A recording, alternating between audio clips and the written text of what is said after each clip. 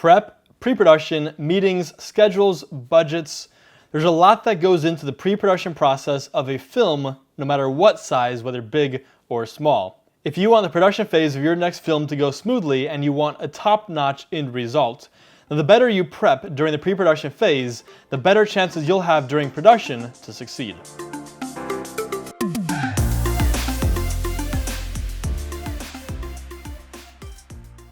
Typically, a certain number of days or weeks leading up to a film production is referred to as prep.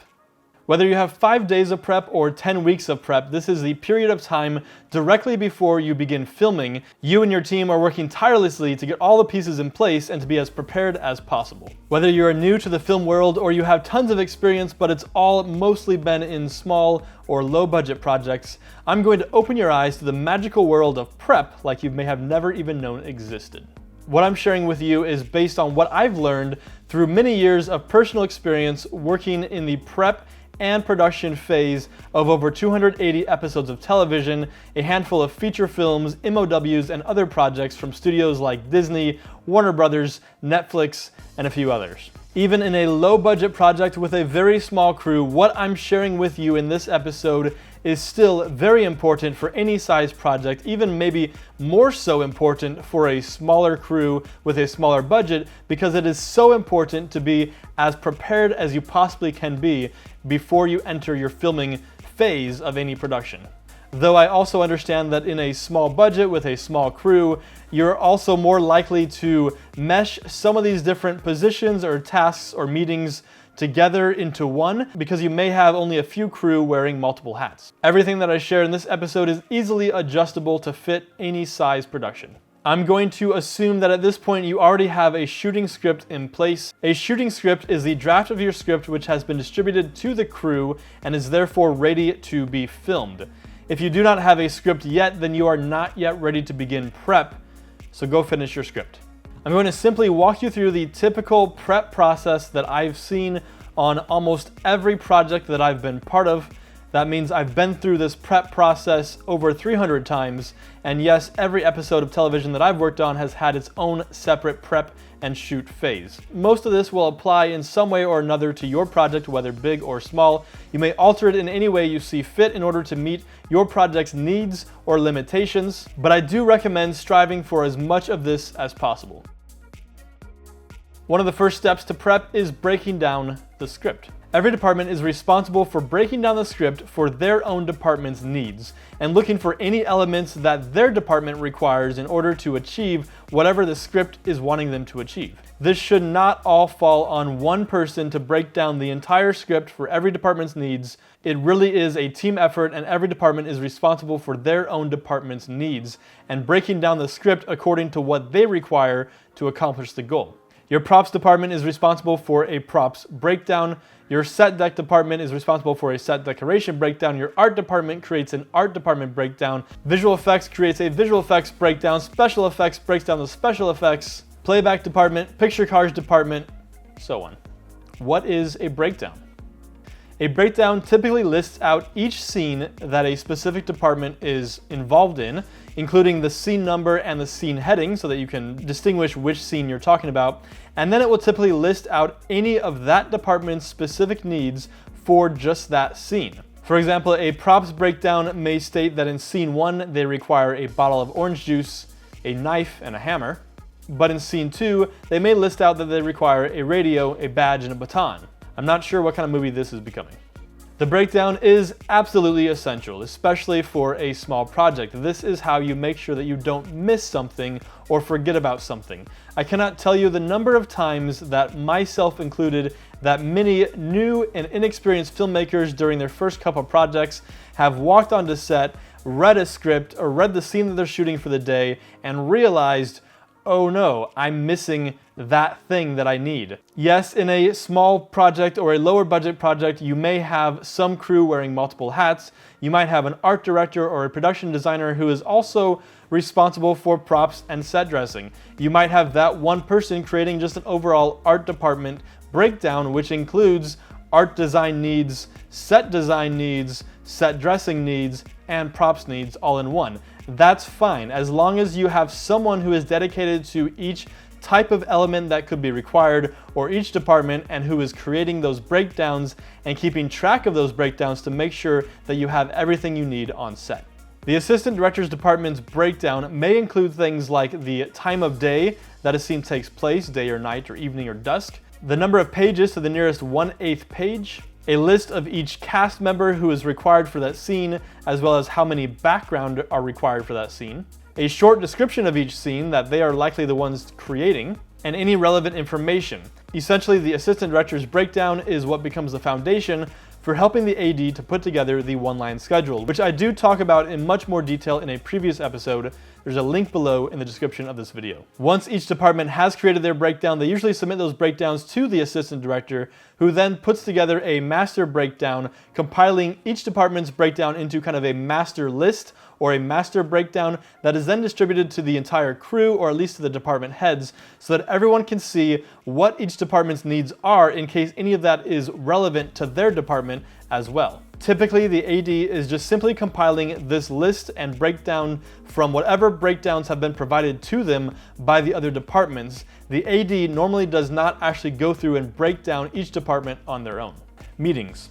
Most productions will begin their prep phase by having what's called a concept meeting on usually the first or second day of prep. During the concept meeting, department heads and anyone else who wants to sit in on the meeting will sit together in a room with the director, the producers, the writers. During this meeting, the AD will go through a very quick one-line or two-sentence summary of each scene, allowing each department to ask questions that they have particular to that scene.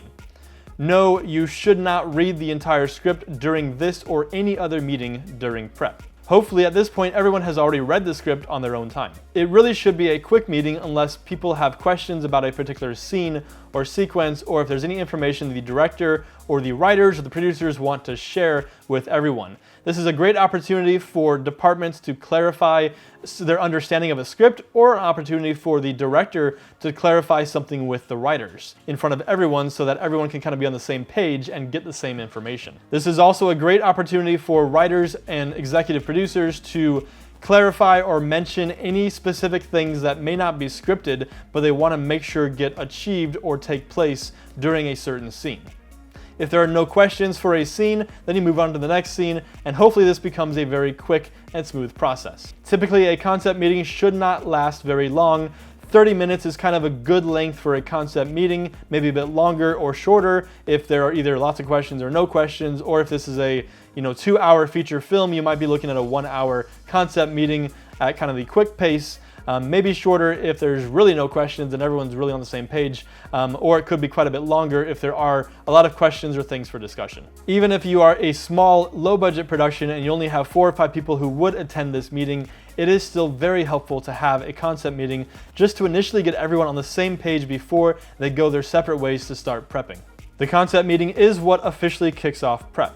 During the next few days or next few weeks, depending on how long your prep period is, the director, producer, production designer, and AD will then sit down with each individual department in order to have a short meeting for that department's needs. Other people on the crew may also wish to sit in on another department's meetings simply to soak up information and find out if there's any information that's relevant to them and their department. You'll generally have a department-specific meeting for most departments involved in your film.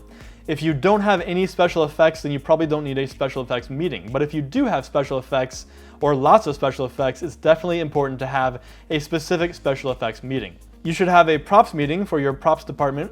You should have an art department meeting, which will likely include your set deck department. Picture cars meeting if there are picture cars in your film. Playback meeting if there's playback in your film. Stunts meeting if you have any stunts in your film. A visual effects meeting if there are visual effects, and so on. The point of each meeting is simply for each department to have an opportunity to walk through their breakdown with the director and the AD or anyone else involved, like the production manager or the line producer or the production designer. It's a great opportunity for the director to share his or her vision as it relates to that department with everyone in the room as well. And it's a great opportunity for anyone in that department to get any questions answered and to have kind of a dedicated time for the director to answer their questions as it pertains to their department. If you are the director, it's very important for you to mentally prepare yourself for each meeting. So if you're about to go into a props meeting, make sure that you're prepared to talk about props. And any ideas that you have about props, this is a good time to bring those up. Most of these meetings really should not last long.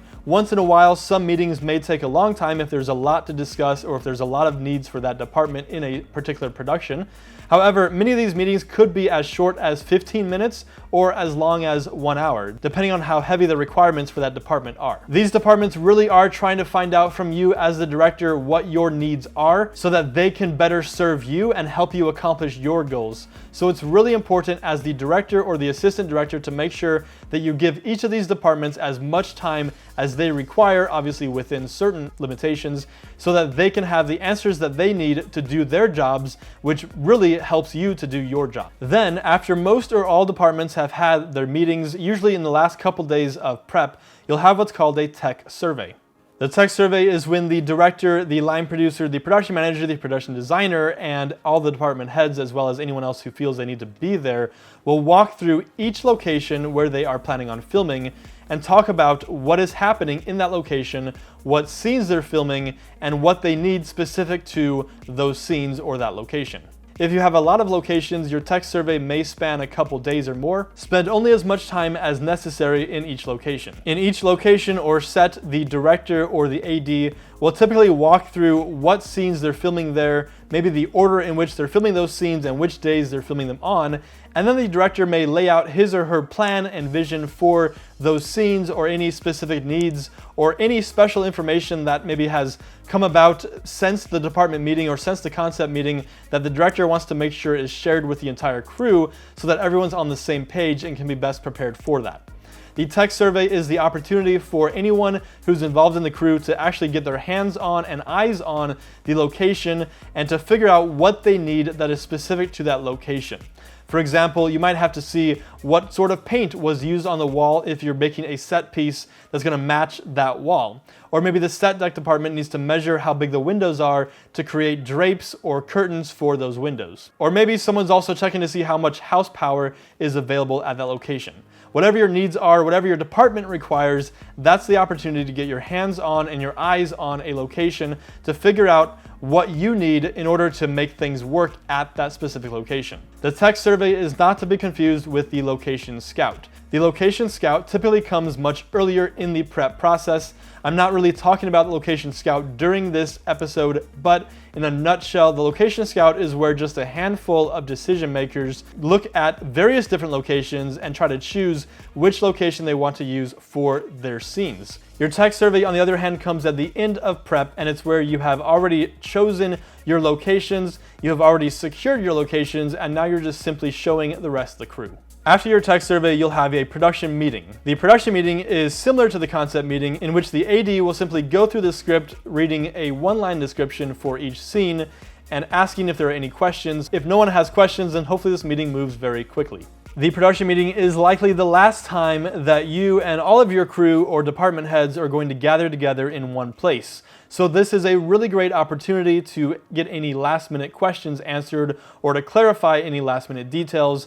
It's also a really great opportunity for the director or the writer or the producers to clarify or disseminate any relevant and important last-minute information. After your production meeting, there may be a few sidebar meetings to go a bit more in-depth with any certain questions that may have arisen during the production meeting or earlier meetings. There may be also a couple other last-minute meetings to just get things finalized and dealt with, but aside from that, that's basically the end of your prep period, and within a day or two, you're into production. Budgets. Typically, each department is responsible for creating a budget specific to their own department based on their department's breakdown. They would then submit that budget for approval to the producer or the production manager. If you are creating a small film, but you do have other individuals who are generating expenses for your film, hopefully you have brought on a line producer or a production manager who is able to help manage and control the flow of cash. I do cover the details of how to create a budget much more in depth in a previous episode. There's a link to that episode in the description below.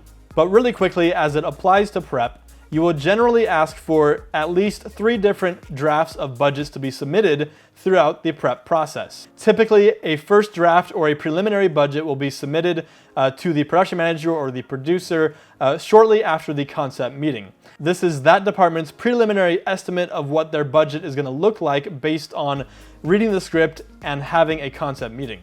However, that will likely change once the department has their own department's meeting, whether their department meeting goes up because things get added or added to during their department's meeting, or maybe their department's budget can come down after their meeting because certain things got clarified and you were able to find cheaper ways of doing things. At that point, departments will typically submit a second preliminary budget after their department's meeting, or at some scheduled time, which usually happens after most departments have had their meeting.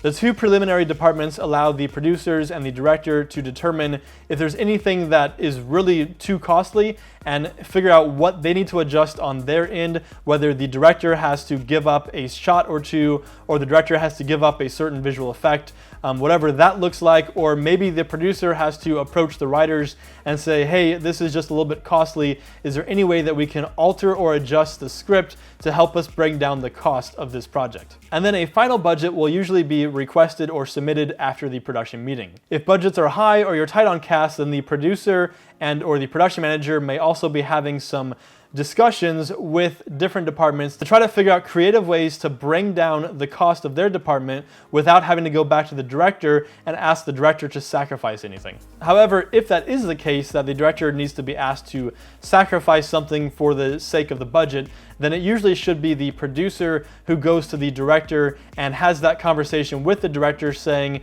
that they really need to find ways to cut things out in order to save money. It should not be the departments going to the director asking for ways to cut things out and save money.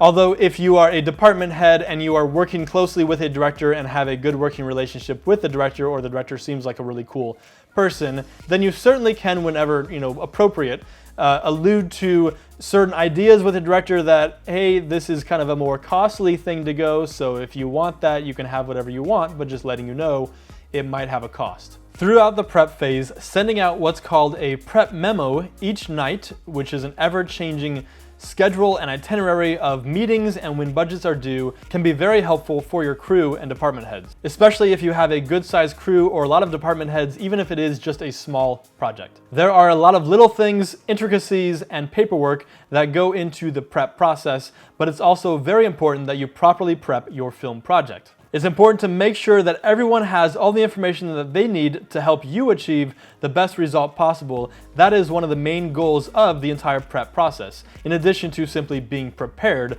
for your film. Please comment below and let me know what you think, or if you have any questions about the prep process. Thanks for watching Filmmaking for Noobs. Please like, share, and subscribe. Come back next week for more. And I'll give a quick shout out to Bob, one of my favorite assistant directors to work with, who has the crazy ability of running a very, very, very quick and short production meeting. Probably holds the record for the shortest production meeting in all of Warner Brothers television. Good job, Bob.